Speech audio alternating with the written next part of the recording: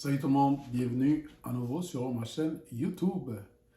Donc, vous savez quoi faire déjà. Si vous aimez le contenu de cette chaîne-là, vous vous abonnez, vous likez ce qu'il y a, les nouvelles vidéos et vous continuez à vous revenir me voir régulièrement. Donc, dans cette vidéo-ci, je vais répondre à une question qui m'a été posée par une de mes followers sur TikTok où je parlais d'échecs au niveau de la vie personnelle, business ou quoi que ce soit. Puis je disais que l'échec, il ne faudrait pas l'apprendre comme une fatalité parce que souvent on apprend de nos échecs et ça nous permet de nous propulser et d'aller de l'avant. Donc elle voulait savoir comment on peut utiliser le dit échec comme pour nous propulser pour aller de l'avant. Donc j'ai trouvé 5 façons qui peuvent aider. Donc, quand tu fais face à un échec, qu'est-ce que tu dois faire pour que tu tournes la chose à ton avantage?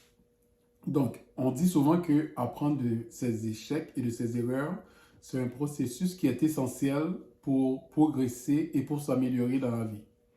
Donc, j'ai 5 façons pour y parvenir, c'est-à-dire pour utiliser les échecs afin de progresser et de s'améliorer.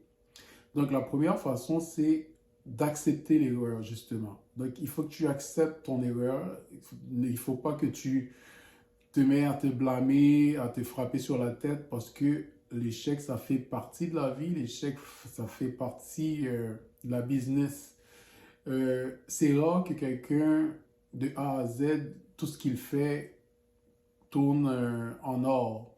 Souvent, tu commences quelque chose, tu dois malheureusement abandonner pour changer de direction, pour améliorer ta situation. Donc, il y a toujours des petits pépins qui arrivent au cours de route. Donc, il ne faut pas te blâmer et faire en sorte que tu arrêtes de travailler sur toi-même ou sur ton projet.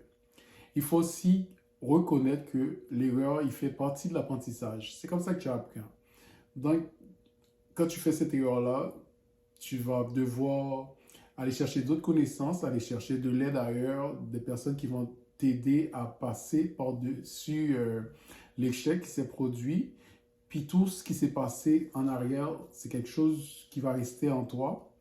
Puis tu vas faire en sorte de ne pas le reproduire.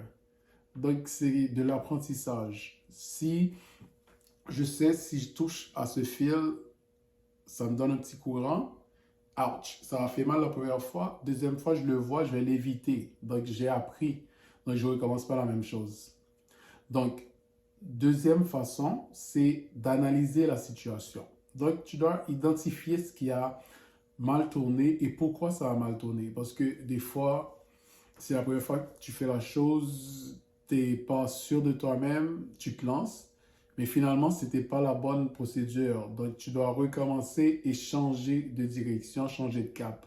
Donc, c'est important d'analyser la situation, de voir où tu as gaffé, où tu as mal fait les choses pour pouvoir le corriger. Il faut aussi, troisièmement, tirer des leçons de tout ça. Donc, on se pose les bonnes questions. Qu'est-ce qu'on aurait pu faire différemment pour éviter cette situation qui, malheureusement, nous a coûté de l'argent ou autre chose? Ou cette erreur-là, est-ce que ça m'apprend de quoi sur moi ou ça m'apprend aussi de quoi sur ma business? Donc, des fois, c'est en passant par des moments difficiles qu'on sait de quoi on est capable. Donc, cet échec-là t'a permis de te montrer que tu es quelqu'un de résilient, de résistant aussi, puis que les obstacles, les défis ne peuvent pas t'abattre. Tu es comme capable de rester focus et de travailler.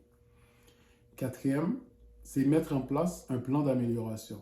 C'est bien beau des introspections, c'est bien beau d'avoir pensé à la situation, d'avoir tiré des leçons, mais il faut quand même que tu mettes en place un plan pour t'améliorer, pour que ça ne se reproduise pas. Tu dois donc définir des actions concrètes pour réagir différemment à l'avenir. Donc, le courant de tantôt, je sais comme si le fil est à découvert, je touche le fil, ça me donne de l'électricité. Donc, la prochaine fois, je mets du tape par-dessus, mais du tape utilisé en électricité, oui. Donc, si je touche à nouveau, il n'y a rien qui va arriver. Donc, c'est ça. Donc, tu réagis différemment. Je prends des exemples simples juste pour que le monde puisse comprendre. Il faut aussi tenter de nouvelles approches et ajuster en fonction des résultats.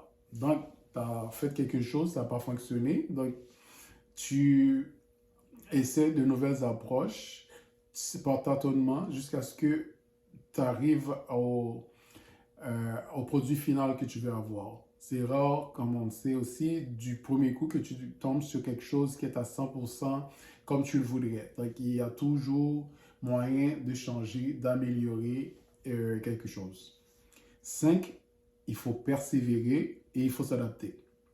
Donc, il faut accepter que l'apprentissage, c'est un processus continu. C'est pas parce que tu as fait cet échec-là, ben, tu as pu te reprendre, tu es passé à autre chose, que à l'avenir, il n'y en aura pas d'autres.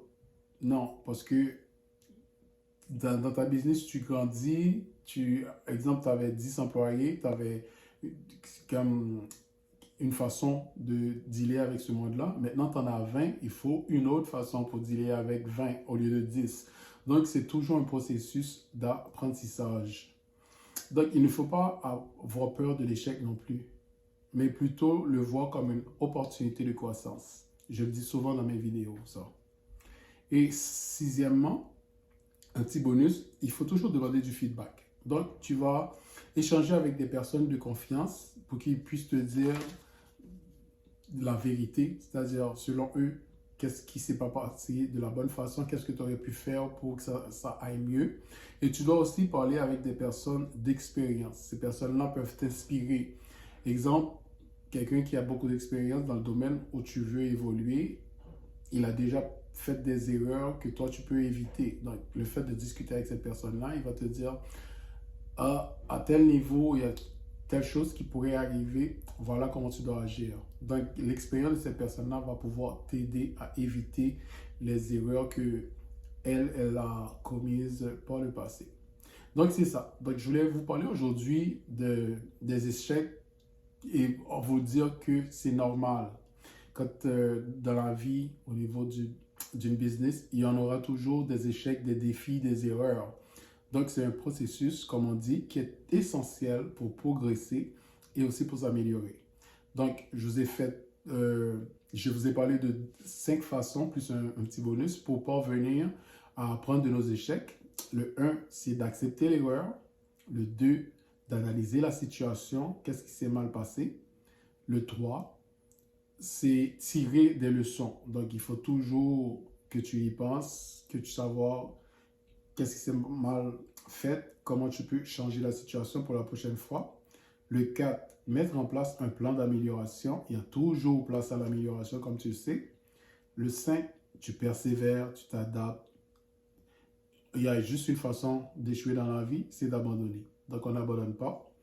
Et le 6, c'est demander du feedback. Aller voir du monde qui ont de l'expérience, qui peuvent pouvoir t'aider à avancer, à atteindre ton objectif. Donc, en gros, c'était ça, ce que je voulais vous partager pour aujourd'hui.